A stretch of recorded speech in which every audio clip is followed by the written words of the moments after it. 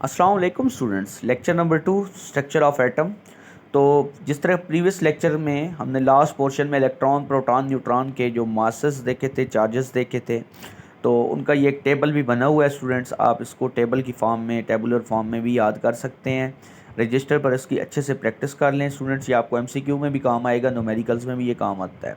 तो प्रोटॉन का चार्ज आपको पता है, मैं दोबारा से इसको रिकॉल करवा लेता हूँ, मेरे साथ रिकॉल करें, याद करें इसको अच्छे से। क्या है स्टूडेंट्स? प्रोटॉन का मैस पर किलोग्राम हम देखेंगे, यूनिट हमारा किलोग्राम में क्या है, 1.672 मल्टीप्लाई बाय 10⁻⁻27, यानी 1.672 के आगे 7 भी है। वैसे यहाँ पर लिखा है 1.672 मल्टीप्लाई बाय 10⁻⁻27, और चार्ज जो होता है प्रोटॉन पर वो होता है 1.602 मल्टीप्लाई बाय 10⁻⁻19।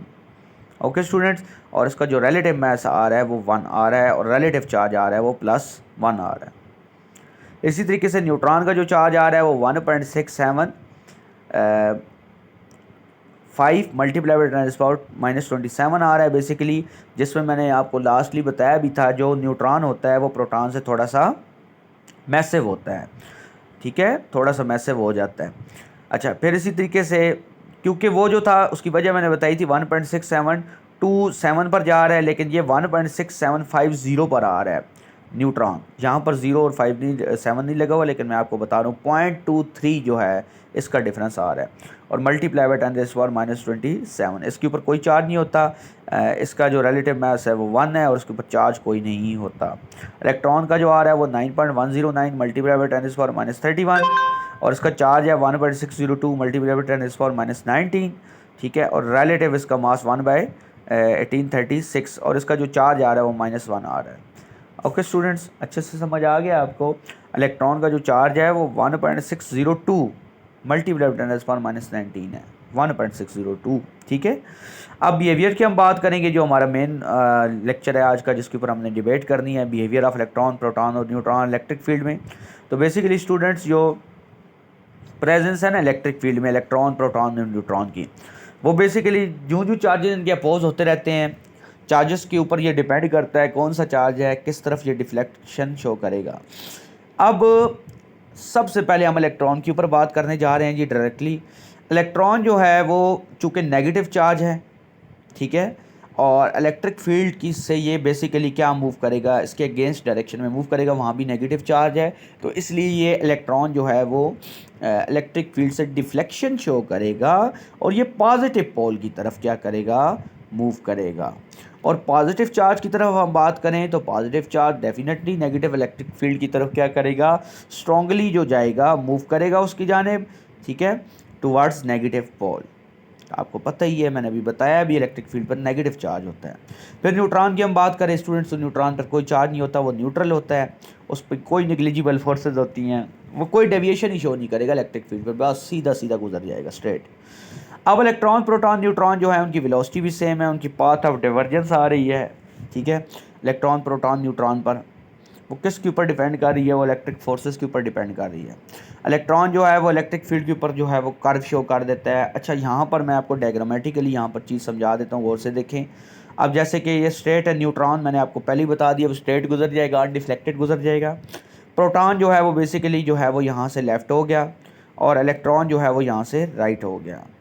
अब इसकी जो डिफ्लेक्शन आ रही है इलेक्ट्रॉन की, याद रखना कि इलेक्ट्रॉन की डिफ्लेक्शन प्रोटॉन की डिफ्लेक्शन से ज़्यादा होगी। उसकी वजह ये है कि जो इलेक्ट्रॉन का जो मास है, ठीक है, वो स्मॉलर है। दोबारा बता रहा हूँ, मैंने क्या बात की है कि जो इलेक्ट्रिक फील्ड के इन्फ्लुएंस में इलेक्ट्रॉन, प्रोटॉन, न्यूट्रॉन जो थे वो पास कर रहे हैं, न्यूट्रॉन अनडिफ्लेक्टेड पास कर रहे हैं, प्रोटॉन जो है वो डिफ्लेक्ट हो रहा है टुवर्ड्स नेगेटिव पोल, और जो इलेक्ट्रॉन जो है वो बेसिकली डिफ्लेक्ट हो रहा है उस नेगेटिव पोल से। अच्छा, जो इलेक्ट्रॉन डिफ्लेक्ट हो रहा है वो प्रोटॉन से ज़्यादा डिफ्लेक्ट हो रहा है। उसकी वजह क्या है कि इसका मास स्मॉलर है, तो जितना मास स्मॉलर है उतनी डिफ्लेक्शन बेसिकली हाइयर हो जाती है। ठीक हो गया जी। अब हम बात करते हैं आगे इलेक्ट्रॉन, प्रोटॉन और न्यूट्रॉन के ऊपर, एटॉमिक नंबर और मास नंबर के ऊपर। इजिएस्ट चीज़ें हैं, गौर से सुनिएगा, मैं आपको बताने जा रहा हूँ। Basically students, atomic number, number of proton in the nucleus of an atom, छोटी क्लासेस में पढ़ कर आए हैं, और एटॉमिक नंबर को हम जी से शो करते हैं, जेड से रिप्रेजेंट करते हैं, ठीक है, क्योंकि एटम जो होता है वो न्यूट्रल होता है। इसका मतलब एक एटम में जितने भी इलेक्ट्रॉन होंगे न्यूक्लियस के गिर्द जो रिवॉल्व करे वो प्रोटॉन के बराबर होंगे। मैस नंबर, और मैस नंबर का एक और नंबर नाम भी, हम इसको एटॉमिक मैस भी कहते हैं, मैस नंबर भी कहते हैं, लेकिन इसको न्यूक्लियन नंबर से भी हम कह सकते हैं, क्योंकि इनसाइड द न्यूक्लियस जो होता है वो न्यूक्लियन की हम बात कर रहे हैं, जिसमें नंबर ऑफ प्रोटॉन और number of proton and neutron present in the nucleus of an atom, this is called mass number. Mass number को स्टूडेंट्स हम ए से रिप्रेजेंट करते हैं, ठीक है। और ये बेसिकली इसका जो मैस नंबर है ना वो किसी भी एटम के मैस नंबर के बराबर होता है। और अब जैसे एटॉमिक मैस का जो फार्मूला है वो क्या है, ए इज़ इक्वल टू, आपने क्या पढ़ा था, Z प्लस एन। यहाँ पर क्या लिखा हुआ है, is equal to P plus N, या P plus N is equal to A. तो P प्लस एन क्या है students, P number of proton को कहते हैं, और Z क्या होता है, एटॉमिक नंबर, और एटॉमिक नंबर भी नंबर ऑफ प्रोटॉन होते हैं ना। तो A is equal to Z plus N भी आप लिख सकते हैं, और A is equal to P plus N भी लिख सकते हैं। Z नंबर ऑफ प्रोटॉन को कहते हैं, और आप P लिख दे तो वो प्रोटॉन ही को डिनोट कर रहे हैं ना। तो नंबर ऑफ प्रोटॉन किसके बराबर आ रहे हैं जी, number of electron in the neutral atom. बता चुका हूँ पहले कि एक एटम में जितने प्रोटॉन उतने ही न्यूट्रॉन होंगे। तो नंबर ऑफ इलेक्ट्रॉन जो होते हैं वो बेसिकली कैटाइन में, अब सुन लो कैटाइन कैसे बनता है बताओ ज़रा। जब कोई एटम इलेक्ट्रॉन लूज़ करता है तो कैटाइन बनता है, जो कि एक एंडोथर्मिक रिएक्शन होता है, क्योंकि सिस्टम एनर्जी को एब्जॉर्ब करता है। और कैटाइन फॉर्मेशन जो होती है उनमें होती है जिनका शील्डिंग इफेक्ट भी ज़्यादा हो और साइज़ भी ज़्यादा हो। और ये बेसिकली जो होता है कैटाइन फॉर्मेशन इसलिए एंडोथर्मिक प्रोसेस है। आपने आयनाइजेशन एनर्जी में देखा है कि सोडियम किस तरीके से एक लूज़ करता है, और उसकी जो डेल एच एंथैल्पी है, हीट, वो कितनी एब्जॉर्ब करता है, 496 किलो जूल पर मोल। तो एक एटम में जितने इलेक्ट्रॉन होते हैं कैटाइन में, क्योंकि कैटाइन जो होता है, अब मिसाल के तौर पर एल्यूमिनियम है, ऊपर +3 लिखा हुआ है, तो उसका मतलब एल्यूमिनियम ने कितने इलेक्ट्रॉन लूज़ किए हैं, 3 इलेक्ट्रॉन लूज़ किए हैं, ठीक हो गया। मैं क्योंकि उसके वैलेंस में जितने इलेक्ट्रॉन है उसने उतने ही लूज़ करने हैं। एल्यूमिनियम के 13 है, तो पहले में 2, के में, एल में 8 और वैलेंस में 3। जब 3 लूज़ करेगा तो चार्ज +3 बनाएगा, तो इस +3 का मतलब 3 इलेक्ट्रॉन है। तो वो कह रहे हैं कि number of electron in the cation किसके बराबर है, उसका एटॉमिक नंबर है, और magnitude of charge on cation उसको माइनस कर दो, ठीक हो गया। तो आपको नंबर ऑफ़ इलेक्ट्रॉन निकल आएंगे। इसी तरीके से number of electron in A9 कैसे निकालोगे, उसके एटॉमिक नंबर को magnitude of charge on A9 में क्या कर दो, प्लस कर दो, ठीक। अब ये बात मैं आपको प्रैक्टिकली एक एग्जांपल के ऊपर अप्लाई करके बता देता हूँ। जैसे आप नीचे देख रहे हैं कंसेप्चुअल असेसमेंट 2.1 भी आई हुई है ना। तो स्टूडेंट सबसे पहले देखो मैग्नीशियम जो होता है ये अल्कलाइन अर्थ मेटल से ताल्लुक़ रखता है। इसका एटॉमिक नंबर जो होता है वो 12 होता है, पहले में 2, दूसरे में 8, वैलेंस में 2। तो अब कैटाइन फॉर्मेशन देखो, एटॉमिक नंबर इसका 12 हो गया, माइनस चार्ज क्या आ रहा है, +2, तो 12 - 2 क्या आएगा, 10। तो इसका मतलब क्या आ रहा है जी कि पीछे हमारे पास कितने इलेक्ट्रॉन बचे हैं, 10 इलेक्ट्रॉन बच गए हैं। क्लियर हो गया स्टूडेंट्स। दोबारा देख लो कि मैंने क्या कहा है कि मैग्नीशियम का टोटल क्या है स्टूडेंट्स, एटॉमिक नंबर 12 है और चार्ज 2 है, तो 12 - 2 पीछे कितने इलेक्ट्रॉन रह जाएंगे, शाबाश, पीछे रह जाएंगे 10। इसी तरीके से जो नंबर ऑफ़ इलेक्ट्रॉन है 9 में हम बात करें, जैसे सल्फ़र की एग्जांपल ये 9 है, क्योंकि सल्फ़र है 9 है।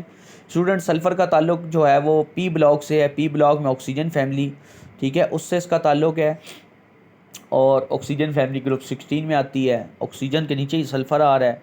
सल्फ़र का एटॉमिक नंबर 16 है, पहले में 2, दूसरे में 8, वैलेंस में 6। इसको ऑक्टेट के लिए 2 चाहिए, ये एक नॉन मेटल पे काम कर रही है यहाँ। जब ये 2 गेन करती है तो उसका ऑक्टेट कंप्लीट है। अच्छा, हम यहाँ पर बात करें तो इसका जो एटॉमिक नंबर 16 था, और इसमें प्लस हम कर रहे हैं, कितने चार्ज आ रहा है जी, -2, तो मतलब 2 इलेक्ट्रॉन गेन किए हैं। माइनस का मतलब क्या होता है कि एनाइन, और एनाइन एडिशन में आती है, इलेक्ट्रॉन एफिनिटी का इससे ताल्लुक है कि जब कोई एटम इलेक्ट्रॉन को गेन करता है तो वो एनाइन बनाता है, कोई भी न्यूट्रल एटम स्टूडेंट्स, न्यूट्रल, ठीक है। इलेक्ट्रोनेगेटिविटी के ऊपर ये डिपेंड करता है, जितना साइज छोटा होगा उतनी ability of atom to attract the share pair of electron towards itself बहुत स्ट्रॉन्गर हो जाएगी इलेक्ट्रोनेगेटिविटी। क्लियर हो गया स्टूडेंट्स। उम्मीद करता हूँ 100% आपको ये कंसेप्ट जो है वो क्लियर हो चुका हो गया। In case of any kind of confusion you may ask, feel free to ask in the comment section. तो अच्छे से आप इसको पढ़ लें, किसी किस्म का डाउट कन्फ्यूजन है तो आप पूछ सकते हैं। मिलते हैं नेक्स्ट लेक्चर में, तब तक के लिए इजाज़त दीजिए। अस्सलाम वालेकुम।